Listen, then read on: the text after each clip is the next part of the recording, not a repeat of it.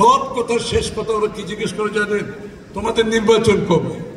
সরকারের পলিসি দেখে, সেই সরকারের অ্যাটিটিউড দেখে, মনোভাব দেখে বিনিয়োগ করে।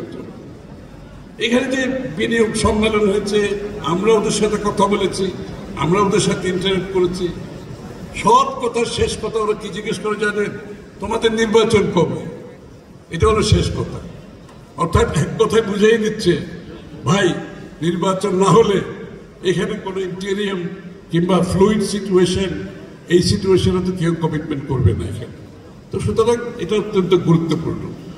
তো আমরা এই জন্য আমাদের যে প্রোগ্রাম, আমরা তো বাংলাদেশ সকলের, আজকে যারা ক্ষমতা আছে, যারা পালিয়ে গেছে তাদের ছিল বাংলাদেশ, এখন আছে কিনা আমি জানি না, এবং বাংলাদেশের মানুষের দেশ। তো আমরা বাংলাদেশে বিনিয়োগ চাই। আমি তো বলেছি 1 নম্বর 2 নম্বর 3 নম্বর সব বিনিয়োগ।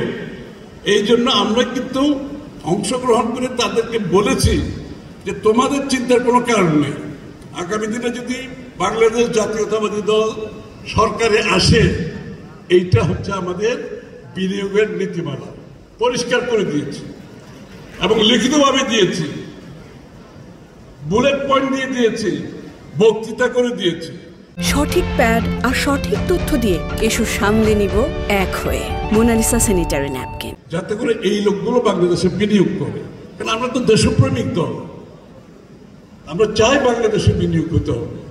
এই জন্য বিএনপির অবস্থান আমরা পরিষ্কার করেছি। এই যে কথাগুলো এতক্ষণ আমি বললাম, রিপিট করে লাভ নেই, এগুলো এই কথাগুলো তাদেরকে বলেছি। আমাদের আগামী দিনের রাষ্ট্রের অর্থনৈতিক পরিকল্পনা কি, তাদেরকে তুলে, তারা যাতে আশ্বস্ত হয়, তারা যাতে তাদের প্রোগ্রামটা এখন থেকে শুরু করতে পারে। যখন সরকার পরিবর্তন হওয়ার সাথে সাথে আমরা বিনিয়োগে যেতে চাই।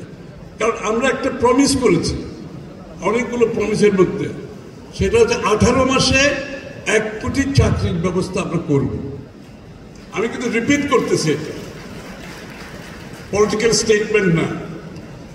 18 মাসে 1 কোটি চাকরি। এখানে যারা বিজ্ঞ,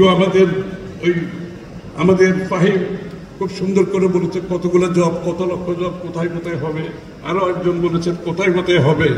আমরা হিসাব করেছি এবং এটাকে যদি আমরা আমাদের লিবারালাইজেশন করতে পারি, ডিরেগুলেশন করতে পারি, কারণ নিয়ন্ত্রণে লাভবান হয় যারা দুর্নীতিবাজ।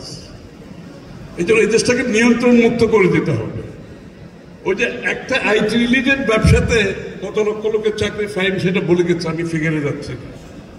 আমাদের ম্যানুফ্যাকচারিং কত হবে, আমাদের আত্মকর্মসংস্থানে কত হবে, আমাদের বিদেশে কত লোক যাবে, স্কিল কত লোক যাবে, আনস্কিল কত যাবে, সব কিছু হিসাব কিতাব করে আমরা 1 কোটি লোকের কর্মসংস্থান কথা বলেছি 18 মাসের মধ্যে।